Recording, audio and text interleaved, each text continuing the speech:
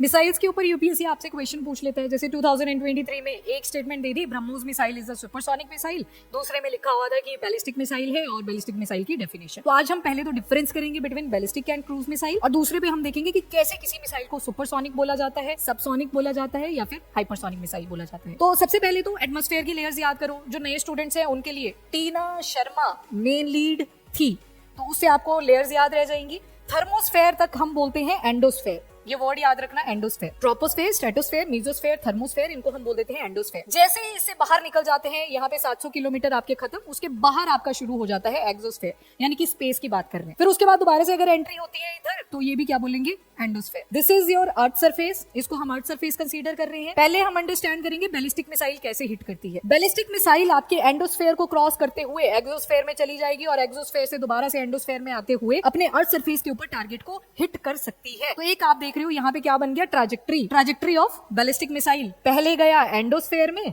फिर गया एक्सोस्फेयर में, फिर री एंट्री मारी और कहां पे चला गया, एंडोस्फेयर। तो यहाँ पे लगभग 15,000 किलोमीटर तक का डिस्टेंस ये ट्रैवल कर सकती है। नेक्स्ट चलते हैं क्रूज मिसाइल की तरफ। तो क्रूज मिसाइल भी अर्थ सरफेस से हमने लॉन्च करी, पर ये क्या करेगी, ये अर्थ के बिल्कुल पैरेलल चलेगी और अपने टारगेट को हिट कर देगी। तो जो क्रूज मिसाइल होती है ये अर्थ सरफेस के पैरेलल चलती है और मैक्सिमम डिस्टेंस कवर कर सकती है अप टू 2000 किलोमीटर्स। अगर मान लो कॉन्टिनेंट से कॉन्टिनेंट पे हिट करना है टारगेट को, तो हम बैलिस्टिक मिसाइल्स का यूज करते हैं। इसके अलावा जो दूसरी चीज हमें पढ़नी है वो है मैक नंबर। वही डिसाइड करता है कोई भी मिसाइल सबसोनिक है, सुपरसोनिक है, ट्रांसोनिक है, कौन सी है, तो वो मैक नंबर ही डिसाइड करता है। मैक नंबर कैलकुलेट करने के लिए हमें एक फॉर्मूला पता होना चाहिए, object speed divided by speed of sound. Speed of sound air में रहती है 343 मीटर पर सेकेंड, ये तो फिक्स रहेगी। अब ऊपर ऑब्जेक्ट कुछ भी हो सकता है, वो आपकी मिसाइल हो सकती है, वो आपका फाइटर एयरक्राफ्ट हो सकता है। उसके बेसिस पे हम निकालते हैं मैक नंबर को। कैसे निकालेंगे, मान लो 343 है पर ऊपर 33 मीटर पर सेकंड स्पीड है ऑब्जेक्ट की, तो एक से कम आएगी ना वैल्यू, 0.7, 0.2 कुछ ऐसे करके आ जाएगी। जैसे निर्भया मिसाइल हुआ करती थी, 0.7 मैक नंबर था उसको। तो जब भी एक से कम आएगी ना वैल्यू, तो आपका बन जाएगा सबसोनिक। पर अगर मान लो ऑब्जेक्ट की स्पीड भी 343 है और जो स्पीड ऑफ साउंड है वो भी 343 है, तो दोनों कटेंगे और कितना आ जाएगा, 1 आ जाएगा। आइडियल वैल्यू जब आएगी तो उस कैटेगरी को हम ट्रांसोनिक बोल देते हैं। फिर आता है आपका सुपरसोनिक।